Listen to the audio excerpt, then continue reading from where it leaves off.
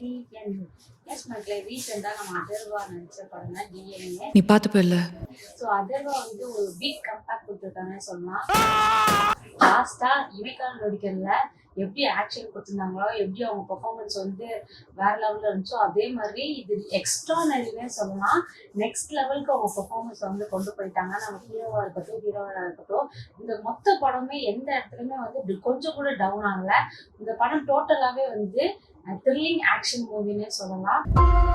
So கம்ப்ளீட்டாக வந்து அடுத்து என்னவா இருக்கும் அப்படிங்கிற மாதிரி ஒரு இன்ட்ரெஸ்டிங் மூடில் தான் இருந்துச்சு. எந்த இடத்துலையுமே வந்து டவுன் ஆகவே இல்லை. கம்ப்ளீட்டாகவே படம் வந்து ரொம்ப சுவாரஸ்யமாக போச்சு. அண்ட் லாஸ்ட் கிளைமேக்ஸ் வர பார்த்த மாதிரி தான் தெரியும் நம்ம படம் வந்து எங்கே போய் முடியுது அப்படிங்கிற மாதிரி. ஏன்னா ஒரு சினிமே வந்து டிஃப்ரெண்ட் ஆங்கிள் கொண்டு வந்திருந்தாங்க, டிஃப்ரெண்ட் ஐடியாஸ் கொண்டு வந்திருந்தாங்க, டிஃப்ரெண்ட் கான்செப்டாக இருந்துச்சுன்னே சொல்லலாம். ஸோ அரைச்சமாகவே அரைக்காம இவங்க வந்து ஒரு டிஃப்ரெண்ட் கான்செப்டை கொண்டு வந்திருக்கான்னு சொல்லலாம். படத்தோட டேரக்டர் யாருன்னு பார்த்தீங்கன்னா நெல்சன் வெங்கடேஷ். ஸோ டிஃப்ரெண்ட் கான்செப்டாக கொண்டு வந்திருந்தாங்க, ஒரு மாதிரி எஸ்தெட்டிக்காக இருந்துச்சுன்னு சொல்லலாம். ஸோ இப்போ ரீசெண்டாக ஹாஸ்பிட்டலில் நடக்கிற எல்லா ஸ்கேமுமே வந்து ஒரு படமாக கொண்டு வந்தாங்க.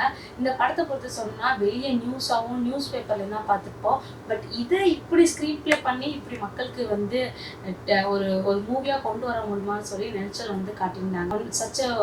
சச் பியூட்டிஃபுல் கான்செப்ட்னு சொல்லலாம். ஹீரோயினை பற்றி சொன்னால் நிமிஷா சஜயன் வந்து அவங்களும் பெர்ஃபார்மன்ஸ் வந்து எக்ஸ்ட்ரானரியா பண்ணிட்டாங்க. நெக்ஸ்ட் லெவல்ல அவங்க பெர்ஃபார்மன்ஸ் பண்ணிருந்தாங்க.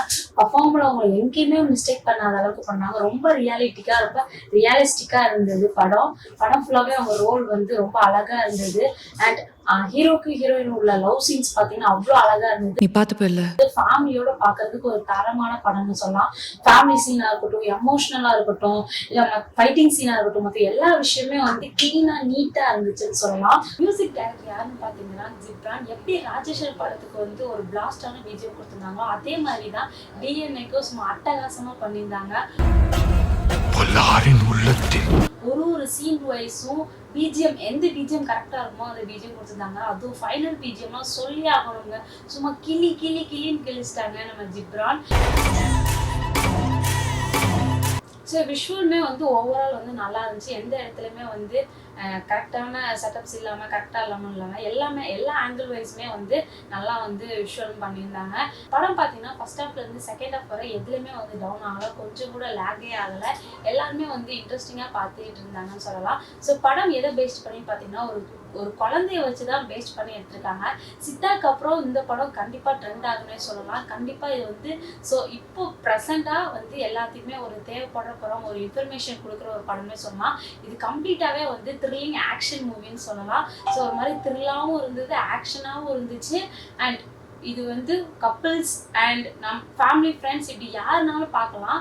ஸோ லவ் சீன்ஸ்லாம் வந்து அவ்வளோ க்யூட்டாக இருந்தது, அவ்வளோ நல்லா இருந்துச்சுன்னே சொல்லலாம். எமோஷ்னல் சீனாக இருக்கட்டும், ஃபைட்டிங் சீன்ஸாக இருக்கட்டும், எல்லாமே அதர்வா வந்து சும்மா கிழிச்சிட்டாங்கன்னு சொல்லலாம்.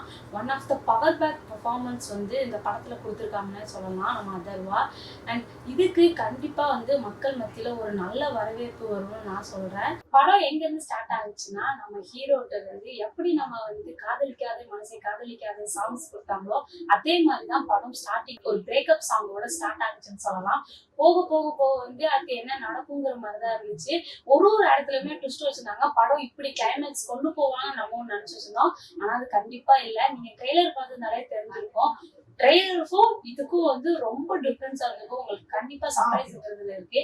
இது என்ன கான்செப்ட்ல இருந்துச்சுன்னா, குழந்தைய காணாம போறது, அது பேரண்ட்ஸ் வந்து குழந்தைய மிஸ் பண்ணா அவங்க வந்து என்ன ஃபீல் பண்ணுவாங்க, அவங்க என்ன ரியலைஸ் பண்ணுவாங்க. நம்ம குழந்தை இல்ல, பட் இன்னொரு குழந்தைய வளர்க்குறோம். அந்த குழந்தையோட ஃபீலிங்ஸ் எப்படி இருக்கும், அந்த பெயின் எப்படி இருக்குங்கிறத வந்து விஷுவல்ல வந்து சூப்பரா காமிச்சிருந்தாங்க. அண்ட் பேரண்ட்டுக்குமே ஒரு நல்ல மூவினே சொல்லலாம். டாக்குமெண்ட் போய் சொல்லுமா? அப்ப நான் போய் சொல்றேனா? ஸோ குழந்தை எப்படி காணாம போகுது, அதர்வா அதை போய் எப்படி கண்டுபிடிக்கிறாங்க, அந்த டைத்துல என்னென்ன விஷயத்த அவங்க வந்து ஃபேஸ் பண்றாங்க அப்படிங்கறத காமிச்சிருந்தாங்க. ஹாஸ்பிட்டல்ல என்னென்ன பிரச்சனை இப்ப போய்கிட்டு இருக்கு அப்படிங்கறத வந்து நம்மளுக்கு புரியுத மாதிரியே வந்து காமிச்சிருந்தாங்க. அண்ட் இதுல என்ன ஒரு முக்கியமான விஷயம் என்ன சொல்லியிருந்தாங்கன்னா, அதாவது ஒரு ராசி பலனை வச்சு இதை வந்து பேஸ் பண்ணி வச்சிருந்தாங்க. அதுல ஒரு கருத்து சொல்லியிருந்தாங்க. என்னன்னா, தப்பு பண்றவன் வந்து என்னைக்குமே வந்து தப்பிக்க மாட்டான், அதுக்கு வந்து டைம் ஆகும் அப்படிங்கறத ஒரு லைன் வச்சு சூப்பரா சொல்லியிருந்தாங்க. கிளைமேக்ஸ்ல ஃபைனல் சீன்ல வந்து அந்த லைன் தான் சொல்லியிருந்தாங்க. ரியாலிட்டி லைஃப்ல என்ன நடக்கிறதோ அப்படிங்கறத வந்து ஒரு விஷுவலா ஓவராலா வந்து மூவி வந்து அழகா வந்து நம்ம ஆடியன்ஸ்க்கு கொடுத்துருக்காங்கன்னு சொல்லலாம். ஆடியன்ஸுமே இதுக்கு வந்து நல்ல ரெஸ்பான்ஸ் பண்ணியிருந்தாங்க அண்ட் எல்லாருமே வந்து என்ஜாய் பண்ணி பார்த்தாங்க. ஓவரால் இந்த மூவியை பத்தி சொன்னா கம்ப்ளீட்டா அட்டகாசமா இருந்துச்சு, எங்கேயுமே லேக் ஆகல. ஸோ கண்டிப்பா நீங்க ஃப்ரெண்ட்ஸ் அண்ட் ஃபேமிலியோட இந்த படத்தை போய் பாருங்க. எப்படி இருந்துச்சுன்னு சொல்லி கீழே கமெண்ட்ல பின் பண்ணுங்க. மறக்காம நம்ம சேனலை சப்ஸ்கிரைப் பண்ணுங்க. டாடா பை ஃப்ரம் விஜய் கரு. கிரைமா இல்ல சிவிலா? சொல்லு ஆனந்த். கிரைம்